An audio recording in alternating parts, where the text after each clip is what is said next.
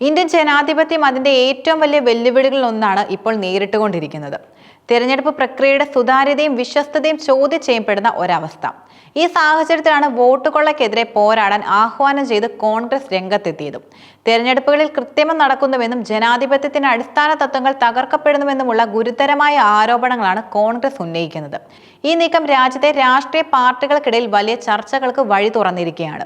Vote കൊള്ളയ്ക്കെതിരെ ശക്തമായ നിലപാടെടുക്കാൻ കോൺഗ്രസിനെ പ്രേരിപ്പിച്ചത് ചില തിരഞ്ഞെടുപ്പുകളിൽ നടന്ന ക്രമക്കേടുകളാണ്. വോട്ടർ പട്ടികയിൽ വ്യാപകമായി കൃത്രിമം നടക്കുന്നുവെന്നാണ് പ്രധാന ആരോപണം.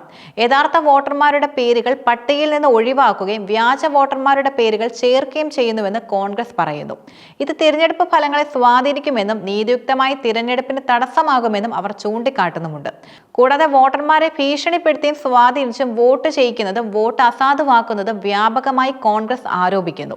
വോട്ടർമാരുടെ സ്വാതന്ത്ര്യം ഹനിക്കപ്പെടുന്ന ഈ പ്രവണത ജനാധിപത്യത്തിന് കളങ്കമാണ്. തിരഞ്ഞെടുപ്പ് അട്ടിമറിക്കാൻ ചില രാഷ്ട്രീയ പാർട്ടികൾ ശ്രമിക്കുന്നുണ്ടെന്നും ഇത് ജനാധിപത്യത്തിന്റെ അടിസ്ഥാന തത്വങ്ങളെ തകർക്കുമെന്നും കോൺഗ്രസ് നേതാക്കൾ പറയുന്നു. രാജ്യത്തെ പല സംസ്ഥാനങ്ങളിലും നടന്ന തദ്ദേശ സ്വയംഭരണ തിരഞ്ഞെടുപ്പുകളിലും നിയമസഭാ തിരഞ്ഞെടുപ്പുകളിലും സമാനമായ ക്രമക്കേടുകൾ നടന്നതായി കോൺഗ്രസ് ചൂണ്ടിക്കാട്ടുന്നുമുണ്ട്.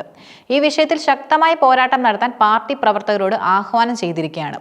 കോൺഗ്രസ് ഉന്നയിച്ച ഗുരുതരമായ ആരോപണങ്ങളെ തിരഞ്ഞെടുപ്പ് കമ്മീഷൻ അതീവ ഗൗരവത്തോടെയാണ് സമീപിച്ചത്. തിരഞ്ഞെടുപ്പ് പ്രക്രിയയുടെ മേൽനോട്ടം വഹിക്കുന്ന സ്വതന്ത്ര സ്ഥാപനം എന്ന നിലയിൽ ഇത്തരം ആരോപണങ്ങൾ തിരഞ്ഞെടുപ്പ് കമ്മീഷന്റെ വിശ്വസ്തതയെ നേരിട്ട് ബാധിക്കുന്നതാണ്.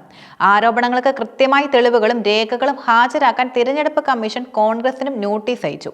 രാഷ്ട്രീയ പാർട്ടികൾ ഉന്നയിക്കുന്ന ആരോപണങ്ങൾ വസ്തുതാപരമാണോ എന്ന് പരിശോധിക്കുന്നതിനുള്ള സാധാരണ നടപടിക്രമത്തിന്റെ ഭാഗമായിട്ടാണ് ഈ നോട്ടീസ്. എന്നാൽ ഈ വിഷയത്തിൽ തിരഞ്ഞെടുപ്പ് കമ്മീഷൻ എങ്ങനെ പ്രതികരിക്കുന്നു എന്നത് ഇന്ത്യൻ ജനാധിപത്യത്തിന് വളരെ നിർണായകമാണ്. കോൺഗ്രസിന് അവരുടെ ആരോപണങ്ങൾ ശരിയാണെന്ന് തെളിയിക്കാൻ കഴിഞ്ഞാൽ അത് ഇന്ത്യൻ തെരഞ്ഞെടുപ്പ് രാഷ്ട്രീയത്തിൽ വലിയ മാറ്റങ്ങൾക്ക് വഴിവെച്ചേക്കാം. അത് തെരഞ്ഞെടുപ്പ് കമ്മീഷന്റെ പ്രവർത്തന രീതിയിലും മാറ്റങ്ങൾ കൊണ്ടുവരാൻ സാധ്യതയുണ്ട്. അതേസമയം ആരോപണങ്ങൾ തെളിയിക്കാൻ കഴിയാതെ വന്നാൽ അത് കോൺഗ്രസിന് തിരിച്ചടിയായേക്കാം. ഇതെല്ലാം തിരഞ്ഞെടുപ്പ് കമ്മീഷന്റെ നിഷ്പക്ഷതയുടെ പരീക്ഷണം കൂടിയാണ്. ഈ സാഹചര്യത്തിൽ ഉയരുന്ന ഒരു പ്രധാനപ്പെട്ട ചോദ്യമാണ് വോട്ടിൽ യുദ്ധമോ എന്നത്. തിരഞ്ഞെടുപ്പ് ഒരു ജനാധിപത്യ പ്രക്രിയയാണോ അതോ രാഷ്ട്രീയ പാർട്ടികൾ തമ്മിലുള്ള പോരാട്ടമാണോ എന്ന സംശയം ഇത് സൃഷ്ടിക്കുന്നു. ഒരു വശത്ത് കോൺഗ്രസ് വോട്ട് കൊള്ളയ്ക്കെതിരെ പോരാടാൻ ആഹ്വാനം ചെയ്യുമ്പോൾ മറുവശത്ത് അവർക്ക് ആരോപണങ്ങൾ തെളിയിക്കേണ്ട ബാധ്യതയുമുണ്ട്. ഇതൊരു രാഷ്ട്രീയ പോരാട്ടമായി മാറാനുള്ള സാധ്യതയുമുണ്ട്. തിരഞ്ഞെടുപ്പ് കമ്മീഷൻ ഒരു സ്വതന്ത്ര സ്ഥാപനം എന്ന നിലയിൽ നിഷ്പക്ഷമായി പ്രവർത്തിക്കേണ്ടതുണ്ട്. അവർ കോൺഗ്രസിന്റെ ആരോപണങ്ങളെ എങ്ങനെ കൈകാര്യം ചെയ്യുന്നുവെന്നത് വളരെ നിർണായകമാണ്. വോട്ടർ പട്ടികയിലെ ക്രമക്കേടുകൾ, വോട്ടർമാരെ ഭീഷണിപ്പെടുത്തൽ തുടങ്ങിയ ആരോപണങ്ങൾ ജനാധിപത്യത്തിന്റെ വിശ്വസ്തതയെ തന്നെ ചോദ്യം ചെയ്യുന്നു. ഇത് ജനങ്ങൾക്ക് തിരഞ്ഞെടുപ്പ് പ്രക്രിയയിലുള്ള വിശ്വാസം നഷ്ടപ്പെടാനും കാരണമായേക്കാം. ഈ വിഷയത്തിൽ കോൺഗ്രസ് മുന്നോട്ട് വെച്ച ആരോപണങ്ങൾ ശരിയാണെന്ന് തെളിയിക്കാൻ കഴിഞ്ഞാൽ അത് ഇന്ത്യൻ തിരഞ്ഞെടുപ്പ് രാഷ്ട്രീയത്തിൽ വലിയ മാറ്റങ്ങൾക്കാണ് വഴിവെക്കുന്നത്. അതേസമയം ആരോപണങ്ങൾ തെളിയിക്കാൻ കഴിയാതെ വന്നാൽ അത് കോൺഗ്രസിനും തിരിച്ചടിയാകും. ഇന്ത്യൻ തിരഞ്ഞെടുപ്പ് ചരിത്രത്തിൽ വോട്ട് കൊള്ളയെക്കുറിച്ചും ക്രമക്കേടുകളെക്കുറിച്ചും ആരോപണങ്ങൾ ഉയരുന്നത് ഇതാദ്യമല്ല. വോട്ടിംഗ് യന്ത്രങ്ങളിലെ ക്രമക്കേടുകൾ, വോട്ടർ പട്ടികയിലെ പേരുകൾ നീക്കം ചെയ്യൽ, വ്യാജ വോട്ടർമാരെ ചേർക്കൽ തുടങ്ങിയ ആരോപണങ്ങൾ മുൻപും ഉണ്ടായിട്ടുണ്ട്.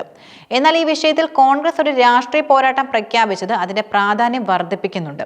ഈ വിഷയം വെറും ഒരു രാഷ്ട്രീയ ആരോപണം എന്നതിനപ്പുറം ഇന്ത്യയുടെ ജനാധിപത്യത്തിന്റെ ഭാവിയെക്കുറിച്ചുള്ള ഒരു ചോദ്യമാണ്. തിരഞ്ഞെടുപ്പ് കമ്മീഷൻ ഈ വിഷയത്തിൽ എന്ത് നടപടികൾ സ്വീകരിക്കുമെന്നാണ് ഇനി അറിയേണ്ടത്. അവരുടെ തീരുമാനമായിരിക്കും ഈ വിഷയത്തിന്റെ ഭാവി നിർണ്ണയിക്കുന്നത്.